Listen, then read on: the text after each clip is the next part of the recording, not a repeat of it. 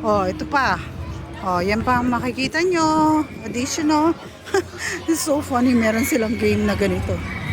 Tapos yan. See, meron pa dito. Ito, kung gusto nyo kumain ng ganito, lemonade ice cream. Tapos meron pa mga ano doon, no? Rides doon. See? See? Oh. Malaki yung parking. If you guys are looking for more parking, ayan. And then, may mga rides naman. So far, maganda naman ang mga rides. Oh, more food. More food. Oh, this one looks good though. Diba? And then, ito, may mga rides nila the other side. Oh, diba? Oh, yan ang tinatawag na mini carnival. Oh, diba? Daming pagkain dito.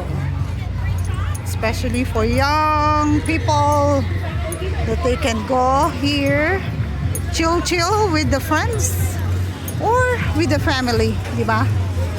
Mas magandang bumalik dito pag gabi. Kasi syempre, mas magandang mga lights. You get to enjoy more with your friends. Kung kayo taga Des Plaines, ito, dalhin nyo yung family nyo and friends dito. You get to enjoy. You get to enjoy every ride. I just don't know how much they cost, but you can always just check that. Oh, diba? Meron pa dun, no? Sa packet dun. May mga rides. Mas magandang makita nyo lalo sa umaga. And then sa gabi. Okay? Yun lang. I'm just adding this to my first video earlier. So, it's a long walk as well. Okay?